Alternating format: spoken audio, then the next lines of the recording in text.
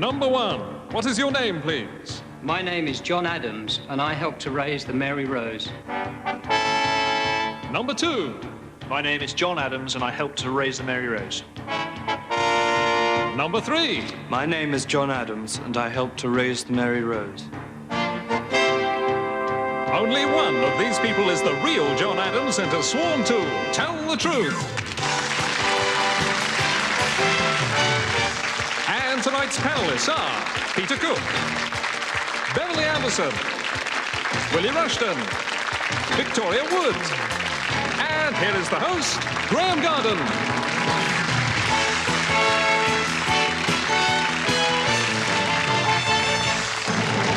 Hello and welcome to Tell the Truth, and a warm welcome to our panel who are about to tackle their first challenge. 3 gentlemen who claim to be John Adams, who helped to raise the Mary Rose. And if you open your envelopes in front of you, you'll find his sworn statement, and it reads as follows. I, John Adams, took up diving as a hobby when I was at school.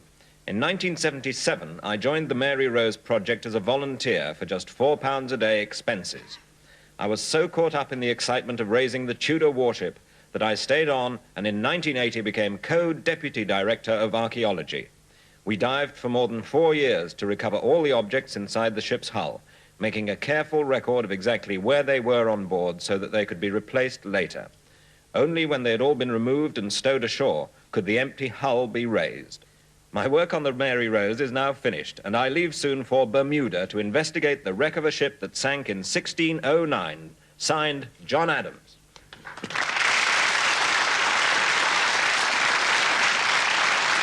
Well, you've heard the claim and you've heard the name, and now you've got to find out by questioning which one of these gentlemen is the real John Adams, bearing in mind, and I warn you, that only the real John Adams has sworn to tell the truth. The other 2 are imposters and will lie to you. Now, you can ask as many questions as you can until you hear the hooter, and we'll start with Mr. Peter Cook. Your time starts now. Number 1, where are the remains of the Mary Rose now stored? They're at the moment in Dock 3 at Portsmouth Harbour.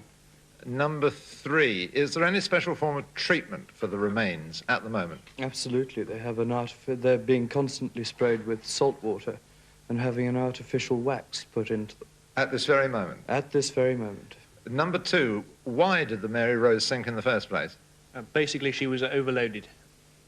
Number 1, who was your leader? The archaeological leader. The archaeological leader, naturally. What else would I be asking about? Yes, well, that's Margaret Duke. Margaret Duke. Number 3, when you go to Bermuda... We'll never know what happens when you go to Bermuda, because that's all the time you have. We go now to TV presenter Beverly Anderson, starting now. Number 1, in 1977, when you first started work on the Mary Rose, was she uncovered at all, or was she totally covered up? There were parts of the lower timbers uncovered, yes. I see. And number 2, what exactly did you do when you first joined? I was basically a diving volunteer, but I was an archaeologist, and that's what I was interested in. Number 3, I'm still not clear about specifically what you did in 1977. In 1977, it was very much preliminary work because there were very few of the timbers showing, and the work was very painstaking to try not to damage any of the artifacts on board. When did you finish clearing the hull, number 2? The last remains from inside the hull were cleared this year, in July. And we go on now with Willie Rushton. Ah, number 1, what does it say on your sweater? This means with God on our side, how can we fail? Doesn't. Sorry, that obvious. What does it say on your sweater? Number 2, what does it say on your sweater? Roughly translated, it means, if God is with us, what can be against us? Number 3, why is your sweater illiterate? St. Michael's haven't learnt how to spell yet. Number 1, did you meet Prince Charles during underwater? Yes, underwater and above water. Number 2, is he more interesting underwater than he is above water? He's impressive both underwater and on the surface. Number 3, have you ever suffered from the bends? No. Funny, you look as though you have. Well, some probing questions on knitwear there. We go now, finally, to funny lady Victoria Wood. Number 1, when did the Mary Rose sink? It sank in 1545. What was the most interesting thing you found on it? Personally, Yes. cannon, bronze cannon, and I was lucky enough to find a very small wooden cup that was complete. Number 2. How much did it cost to raise the Mary Rose? In all, 4 million. Do you think it's worth spending 4 million on bringing a bit of old wood out of the water? Very much so, because the money hasn't actually gone anywhere. It'll be returned in kind. How? That's a very complicated question, but in effect, Come on, the snap the taxman will answer. get his money back eventually. Oh, right. Number 3. What timber is the Mary Rose made of? Oak. All over. It is all over. And now we go to the votes. And that's individually, please, with no conferring. Once you've written your vote, it stays on the card. And while they're marking the cards, perhaps you at home would like another look at our challengers and decide, is the real John Adams, the friend of the Mary Rose, number 1, number 2, or is it number 3? The cards have been marked, and so we'll start hearing about the votes from Peter Cook. Who do you go for? Well, I got on my sheet of paper here that the ship sank in 1609. Number 1 says it sank some other time, so I... That That's was the another ship in Bermuda that sank Oh, I in know that, 1609. but it still very much discombobulated me. And who have I voted for? Let's just check that, because I'm eliminating. I don't believe number 1, in any case. He didn't know what was on his own sweater. Number 3, all this stuff about waxing at this very moment going on. The temptation of number 3 is he's got a different sweater, which probably makes it him, but I'm going to vote for the firm assurance of number 2. Number 2. Flattery. Right, and Beverly Anderson, who do you go for? Well, I didn't believe number 1, I'm afraid. And I think that, like me, number 3's probably been watching Blue Peter, which is why he was able to be so convincing. I think there's something seaman-like and nautical about number 2, and I'm going to go for him. 2 for number 2. Willie Rushton. Now, yes. Number 1, I think it's almost impossible to wear those things up your nose if you have a moustache. They put things up their noses underwater. Perhaps you didn't know that. No, I didn't. It may be untrue. I'm not sure. I always imagine people having things up their noses underwater. Right, Prince Charles also can. Number 3, I'm very upset about the woolen. I can't believe he wouldn't have worn one of those sweaters were he not so bulky. He's a burly person, well built like myself.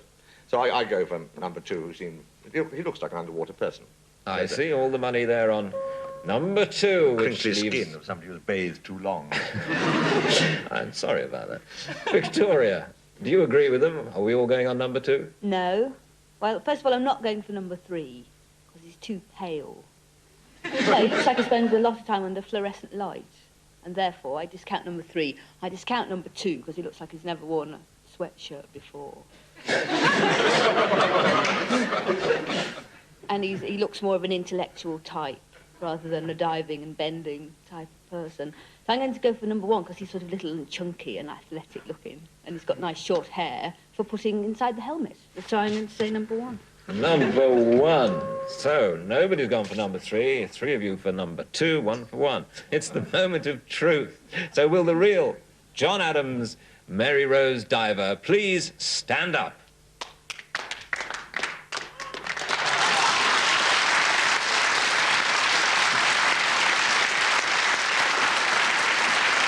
John, you very nearly didn't fool them at all. And in fact, number 3 didn't. So, imposter number 3, will you tell us your real name and what you do? My name is Julian Morrison Bell, and I'm a photographer.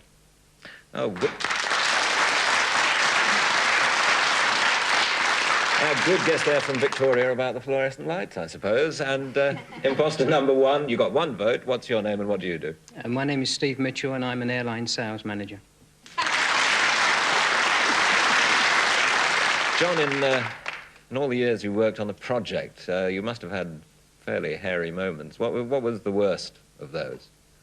I think the worst moment was not an underwater moment. It was the 4 days, if you can call that a moment, that the ship was coming through the surface. It was a very traumatic process. And what were the conditions like when you were working down below on the wreck? Very variable. I mean, sometimes it would be good enough to see 6 or 7 meters, but quite often it would be black.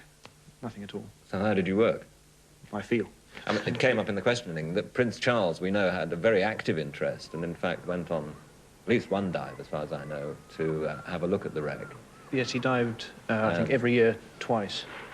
I saw a cannon, and there were 2 cannons. One was lying on its side. Another one was lying, you could see it, the back end of it, through its gun port, which was rather fun, and part of its trolley that it lies on.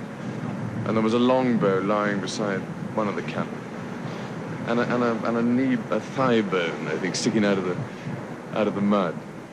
Rather gloomy. It's obviously the poor man who owned the longbow, I think. And your next project is in Bermuda. What kind of a ship are you going for there? That is a ship that sunk in 1609, and it was carrying colonists to Jamestown in Virginia.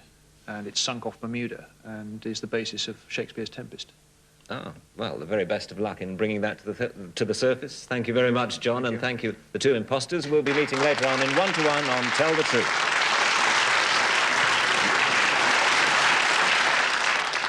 And now it's time to meet three more challengers on Tell the Truth. Number 1, what is your name, please? My name is Jacintha Crawley, and I'm an expert in biorhythms. Number 2. My name is Jacintha Crawley, and I'm an expert in biorhythms. Number 3. My name is Jacintha Crawley, and I'm an expert in biorhythms. Three people there who claim to be Jacintha Crawley, biorhythms expert. Well, we'll be back soon to find more about that claim in part 2 of Tell the Truth. See you then.